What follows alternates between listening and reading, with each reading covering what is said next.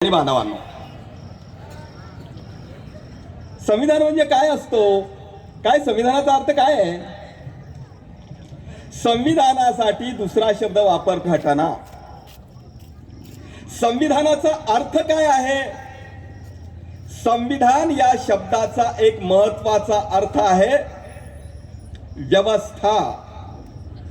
आया बायानो, आपल्या घराची व्यवस्था लावता की नाही? लावता की नाही? घराची सुद्धा आपण व्यवस्था लावत असतो. म्हणजे कोणती भांडी कुठं ठेवायची, मिक्सर कुठं ठेवायचं, कुठं काय ठेवायचं, ही व्यवस्था लावत असतो. तसा आपला प्रचंड मोठा हा जो देश आहे, या देशाची देखील व्यवस्था लावावी लागते. विविधतेने नटलेला, अनेक धर्म, अनेक जाती समूह, अनेक संस्कृती, अनेक भाषा, अशा वेगवेगळ्या प्रकारचे असलेले लोक, या लोकांच्या जीवनाची व्यवस्था कशा पद्धतीनं लावावी आणि या लोकांचं कल्याण कशा पद्धतीनं करावं, यासाठीचा विचार देणारा, बायानो आपापसात बोलू नका, आपापसात बोलू नका, महिला आपापसात बोलू नका कुणी, यासाठीचा विचार देणारा, तत्वज्ञान देणारा, कायदा देणारा आपल्या देशाचा सर्वश्रेष्ठ राष्ट्रीय धर्मग्रंथ कोणता? तर भारताचं संविधान. धर्मग्रंथ मी म्हणालो याचा अर्थ कर्तव्य. धर्म या शब्दाचा एक महत्वाचा अर्थ कर्तव्य हे आहे. संपूर्ण भारतीयांचं या देशात वावरत असताना कशा पद्धतीचं कर्तव्य आहे, त्या कर्तव्याची जाणीव देणारा, त्याबद्दलचे नियम घालून देणारा ग्रंथ म्हणजे संविधान हा ग्रंथ आहे. संविधान हा ग्रंथ या देशातल्या जनतेला हजार वर्षाचं कल्याण झालं पाहिजे. या देशामधल्या तमाम स्त्रिया, तमाम पुरुष, आदिवासी, भटके, दलित, वेगवेगळ्या समूहातले जे जे सारे लोक आहेत, त्या साऱ्या लोकांचं कल्याण झालं पाहिजे. साऱ्या लोकांना सन्मान मिळाला पाहिजे, त्यांना सुखासमाधानाचं जीवन मिळालं पाहिजे, याची चोख व्यवस्था करण्याची जाणीव देणारा, त्याचे नियमबद्ध त्या गोष्टींना करणारा ग्रंथ भारताचं संविधान हा ग्रंथ आहे. भारताच्या या संविधानानं या देशातल्या प्रत्येक मूलभूत अशा प्रकारचे अधिकार दिलेले आहेत. त्या अधिकाराचं कुणीही हनन करता कामा नये, अशा प्रकारची जाणीव हे संविधान देतं.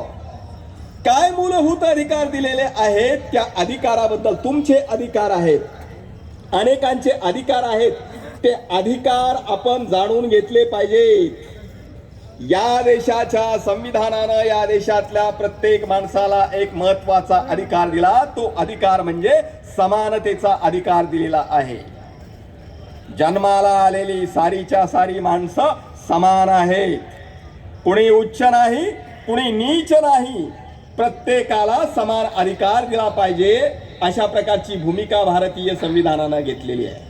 आणि हा मूलभूत अधिकार देताना संविधान सांगतं, राज्य, राज्य म्हणजे सरकार, सरकारचे प्रतिनिधी केराम साहेब आपल्या समोर बसलेले आहेत. राज्य या देशातल्या जनतेमध्ये जात, धर्म, लिंग, वंश, जन्मस्थान यापैकी कोणत्याही कारणावरून कोणताही भेदाभेद करणार नाही, अशा प्रकारचा मूलभूत अधिकार दिलेला आहे. तुमच्याशी भेदाभेद केला जात होता की नाही? आधी केला जात होता का? मोठ्यानं सांगा. केला जात होता. मोठ्या प्रमाणामध्ये भेदाभेद केला जात होता. कुणाला उच्च मानलं जात होतं, कुणाला नीच मानलं जात होतं. भेदाभेद करणारी अशा प्रकारची जी जी व्यवस्था आहे, त्या व्यवस्थेला मूठ माती देण्यासाठी समानतेचा अधिकार भारतीय संविधानानं या देशातल्या तमाम जनतेला दिलेला आहे. म्हणून हा समानतेचा अधिकार जो दिलेला आहे, तो राजकीय पातळीवरती समानतेचा अधिकार दिलेला आहे, सामाजिक पातळीवरती समानतेचा अधिकार दिलेला आहे, सर्व पातळ्यांवरती समानतेचा अधिकार दिलेला आहे. अंबानी नावाच्या प्रचंड श्रीमंत असलेल्या व्यक्तीला सुद्धा एकच मत देता येतं आणि किनवटच्या परिसरातल्या आदिवासी भगिनीला सुद्धा एकच मत देता येतं. त्या मताची किंमत आणि या मताची किंमत एकच असते. त्यामध्ये कुठलाही कमी जास्तपणा नसतो. या समान पातळीवरती भारतीय संविधानानं सर्वांना आणून ठेवलेलं आहे. एवढंच संविधानानं केलेलं नाहीये. राज्यकर्ते कोण असले पाहिजेत हे ठरवण्याचा अधिकार तुम्हाला दिलेला आहे. राजेशाहीमध्ये राजाचा जन्म हा राणीच्या पोटातून होत होता. भारताचं संविधान म्हणालं आता राजाचा जन्म राणीच्या पोटातून होणार नाही, मतपेटीतून होईल, मतपेटीतून. आणि त्या मतपेटीमध्ये मत देण्याचा अधिकार तुम्हाला सर्वांना असेल. तुम्ही ज्याला सत्तेवरती बसवायचं ठरवला तोच बसेल, दुसरा कोणी बसणार नाही. हा अधिकार तुमच्या हातामध्ये भारतीय संविधानानं दिलेला आहे. एवढाच अधिकार दिलेला नाही तर भारतीय संविधानानं तुमच्यापैकी काही जणाला वाटलं की मला नगराध्यक्ष व्हायचंय, मला आमदार व्हायचंय, मला खासदार व्हायचंय, नवे मला प्रधानमंत्री व्हायचंय, असं किनवटच्या परिसरातल्या एखाद्या झोपडीतली व्यक्ती जरी म्हणाली तरी संविधान म्हणेल होय तुला प्रधानमंत्री होण्याचाही अधिकार आहे. फक्त तू तुझ्या पाठीशी लोकसंघटन उभं कर. तू कुठल्या घरात जन्माला आलेला आहेस हे महत्वाचं नाही. राजा कोण असावा हे ठरवण्याचा अधिकार जसा संविधानानं तुम्हाला दिला त्याचप्रमाणे राजसिंहासनावर बसण्याचा अधिकार देखील तुम्हाला दिलेला आहे. बाबासाहेब आंबेडकरांनी हा अधिकार दिला. म्हणूनच भीमराव केराम साहेब आदिवासी समूहातून येऊन आमदार होऊ शकलेले आहेत. ते आपण नीट लक्षात घेतलं पाहिजे. या देशामध्ये उच्च नीचतेवर आधारलेली व्यवस्था होती आणि उच्च नीचतेवर आधारलेली जी व्यवस्था होती ती काही जणांना पिढ्यानुपिढ्या सत्तेमध्ये जाऊ देत होती, काही जणांना अधिकारच देत नव्हती. ही अधिकार न देणारी जी व्यवस्था होती ती व्यवस्था भारतीय संविधानानं संपवण्याचं काम केलेलं आहे. आणि ज्या गोष्टीमुळे इथे भेदाभेद निर्माण झाला, उच्च नीचता निर्माण झाली आणि या उच्च नीचतेतून जी माणसं मागे राहिली, दलित राहिली, हीनदीन राहिली, गरीब राहिली, लाचार राहिली, अशा प्रकारच्या माणसांना पुढे गेलेल्या लोकांच्या बरोबरीनं येण्यासाठी आरक्षणाची सोय केली पाहिजे हे भारतीय संविधानानं सांगितलं. आणि हे सांगितल्यामुळे आपल्या देशामध्ये विशेष संधी दिल्यामुळे मागे राहिलेले दुबळे लोक समोर येऊ लागले. ही प्रक्रिया इथे सुरू झालेली आहे. भारतीय संविधानानं आणखी एक महत्वाचा अधिकार या देशातल्या जनतेला दिलेला आहे. कोणता अधिकार? व्यवसाय स्वातंत्र्याचा अधिकार दिलेला आहे. धंदा करण्याच्या स्वातंत्र्याचा अधिकार दिलेला आहे. जुनी जाती व्यवस्था काय सांगत होती? जो माणूस ज्या जातीमध्ये जन्माला आला त्या जातीचाच व्यवसाय पिढ्यानपिढ्या केला पाहिजे. भंगी कुटुंबात जन्माला आला तर पिढ्यानपिढ्या घाण काम करायचंच ते तुम्ही केलं पाहिजे. कुणब्याच्या कुटुंबात जन्माला आला तर तुम्ही कुणबिकच केली पाहिजे. वडराच्या पोटाला जन्माला आला तर दगडच फोडले पाहिजेत. आदिवासीच्या पोटाला जन्माला आला तर जंगलातच फिरलं पाहिजे. अशा प्रकारची बंधनं जुनी व्यवस्था लादत होती. अशा प्रकारची बंधनं लादणारी ही जी व्यवस्था आहे या व्यवस्थेला नाहीसं करण्याचं काम भारतीय संविधानानं केलं. आणि भारतीय संविधान म्हणालं ज्याला जो धंदा करायचा आहे तो धंदा करू शकतो, प्रतिष्ठेचा धंदा करू शकतो. ब्राह्मणासाठी राखीव ठेवलेला ज्ञानाचा धंदा केवळ या वर्गासाठीच वर्णव्यवस्थेनं राखीव ठेवला होता, तो सगळ्यांसाठी खुला केला. प्रतिष्ठेचे सगळे व्यवसाय सर्वांसाठी खुले केले आणि त्यामुळं या देशामध्ये परिवर्तनाची प्रक्रिया मोठ्या प्रमाणामध्ये सुरू झालेली आहे. स्त्री पुरुषांच्या मध्ये जो भेदाभेद आहे बायकांनो, मी कन्नडमध्ये बोलतोय का? मी मराठीमध्ये बोलतोय, ते ऐकू येते का तुम्हाला? कळतंय ना? आपापसात बोलू नका. कळतंय का? भाषा कळते का? मराठी भाषा. संविधानानं महिलांसाठी दिलेला अधिकार सांगतो तुम्हाला. महिलांसाठी दिलेल्या अधिकारामध्ये स्त्री आणि पुरुष याच्यामध्ये भेदाभेद करता कामा नये हे संविधानानं सांगितलं. जुन्या काळामध्ये पुरुषाचं वर्चस्व होतं, आजही आहे. एक म्हण होती जुन्या काळामध्ये, पुरुष आपल्या बायकांना मारायचे. त्यावेळेला लोक काय म्हणायचे? जाऊ दे रे बाबा, काय करायचं आपल्याला, नवरा बायकोचं भांडण आहे, त्याच्यात कशाला पडायचं, अशी एक म्हण पडली होती. पावसानं झोडपलं आणि नवऱ्यानं झोडपलं, कुणाला सांगता? नवऱ्यानं बायकोला झोडपणं हा जणू त्याचा अधिकारच आहे, अशा प्रकारची स्थिती होती. भारताचं संविधान म्हणालं, नवऱ्यानं बायकोला झोडपणं हा तिच्यावरचा अन्याय आहे, तो होता कामा नये. बायको आणि नवरा हे दोन्हीही माणूस आहेत, दोन्हीही समान आहेत आणि त्यानं मारता कामा नये. कायदा अलीकडं झाला, कौटुंबिक मारहाण विरोधातला कायदा झालेला आहे, माहित आहे? मी नवरा म्हणून तिला मारतो असं म्हणाला तर नाही चालणार, त्याला हातकड्या बसू शकतात. हे तुम्ही नीटपणानं लक्षात घ्या. कुठेही होणारा कुठलाही अन्याय अत्याचार हा चालू देणार नाही, अशा प्रकारची भूमिका भारताच्या संविधानानं घेतलेली आहे. हे आपण नीटपणानं लक्षात घेतलं पाहिजे. जिथे जिथे कुठे अन्याय होतो, जुलूम होतो, तो अन्याय आणि तो जुलूम नष्ट झाला पाहिजे, अशा प्रकारची भूमिका भारताचं संविधान घेतं. आणि हे भारताचं संविधान या देशामध्ये राजकीय, आर्थिक, सामाजिक सर्व प्रकारचं परिवर्तन झालं पाहिजे, अशा प्रकारची भूमिका घेतं.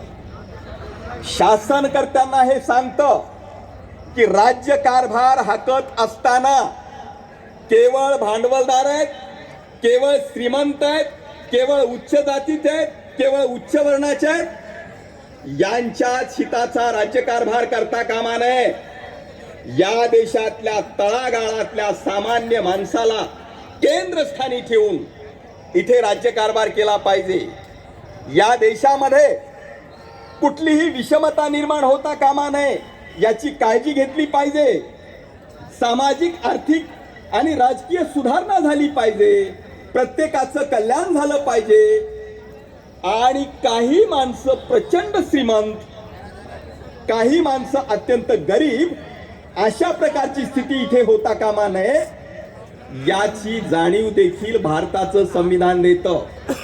पण संविधानानं अशा प्रकारची ही जी जाणीव दिलेली आहे, याच्या विरोधामध्ये मोठ्या प्रमाणात गोष्टी आपल्या देशामध्ये चाललेल्या आहेत. लोकशाही या व्यवस्थेमध्ये राजेशाहीमध्ये होत नव्हत्या, अशा प्रकारच्या गोष्टी व्हायला लागल्या आहेत. भांडवलदारांच्याकडे प्रचंड मोठा पैसा केंद्रित झालेला आहे आणि भांडवलदारांच्याकडे प्रचंड मोठा पैसा जो केंद्रित झालेला आहे, त्यातून विषमता निर्माण होते आहे. अंबानी सारखा भांडवलदार मुंबईमध्ये घर बांधतो, एका घरासाठी महिन्याकाठी 40 लाख रुपये वीज खर्च करतो. प्रचंड मोठा डामडौल तिथे असतो आणि आदिवासी भागामध्ये अजूनही वीज पोचलेली नाही, पाणी नीटपणानं मिळत नाही, अशा प्रकारची स्थिती आहे. हे का आहे? भारतीय संविधानानं दिलेल्या अधिकाराच्या संदर्भामध्ये आपण अज्ञानी आहोत. हे अज्ञान तुम्ही घालवा. आपले अधिकार काय आहेत हे लक्षात घ्या आणि आपले अधिकार लक्षात घेऊन ते मिळवण्यासाठी आपण सिद्ध झालं पाहिजे, हे फार महत्वाचं आहे. भारतीय संविधानानं अधिकार दिले, त्याचप्रमाणे भारतीय संविधानानं या देशातल्या जनतेला काही कर्तव्यही करायला सांगितलेली आहेत. भारतीय जनतेला जी कर्तव्य करायला सांगितलेली आहेत, त्या कर्तव्याच्या मध्ये आपला राष्ट्रध्वज तिरंगा, आपला राष्ट्रध्वज कोणता आहे? कोणता आहे? अरे मूर्ख आहेत का? कोण चाललाय? आपला राष्ट्रध्वज कोणता आहे? तिरंगा आहे, तिरंग्याचा मान राखला पाहिजे, हे प्रत्येकाचं कर्तव्य आहे. आपल्या संविधानाचा मान राखणं प्रत्येकाचं कर्तव्य आहे. संविधानानं तुम्हाला कसं वागायला सांगितलेलं आहे हे नीटपणानं तुम्ही लक्षात घेऊन वागलं पाहिजे. तुम्हाला तुमची कर्तव्य सांगितली आहेत, ती कर्तव्य नीट समजून घ्या. काय कर्तव्य सांगितली आहेत? भारतीय लोकांनी जात, धर्म, पंथ, भाषा या साऱ्या संकुचित गोष्टींमधून बाहेर येऊन सर्व भारतीयांशी बंधुत्व भावानं, भगिनी भावानं वागलं पाहिजे. हे आपलं कर्तव्य आहे. हे कर्तव्य आपल्याला करायचं आहे आणि हे कर्तव्य करण्यासाठी आपण हे कर्तव्य आपण केलं पाहिजे. ही भूमिका भारताचं संविधान घेत आहे, हे लक्षात घ्या. मला वाटतं तुम्हाला हे नीट समजत नाही. मी बोलतो आहे, डोक्यावरून जाते का तुमच्या? भारतामध्ये तुम्हाला काही संदेश मी देतोय, साहजिक आहे, समजू शकतो मी. आपल्याला गावागावामध्ये, घराघरामध्ये संविधानाचा संदेश न्यायचा आहे आणि त्यासाठी म्हणून काही घोषणा द्यायच्या आहेत. या देशाचा ग्रंथ महान संविधान, संविधान. या देशाचा ग्रंथ महान संविधान, संविधान. स्वातंत्र्य, समता, बंधुता हीच खरी मानवता. भारतीय माणसा सावधान, संविधान रक्षण तुझंच काम. आंधळे उत्सव सोडून द्या, संविधान महोत्सवात सामील व्हा. हे संविधान, या संविधानाचा गौरव महोत्सव आपल्या गावामध्ये, आपल्या प्रत्येक वस्तीमध्ये साजरा करण्याचा संदेश देण्यासाठी मी आलोय. आणि हा संदेश आपल्याला नीटपणानं काही जणांना कळत नाही. त्यासाठी तुम्ही जरा मध्ये गोंधळ घालता आहात, परंतु ज्यांना कळतं आहे, ज्यांना समजतं आहे, त्यांच्यामध्ये तुम्ही अडथळे निर्माण करता आहात. भारताचे आपण नागरिक आहोत आणि भारतीय नागरिक म्हणून भारतीय स्वातंत्र्याचा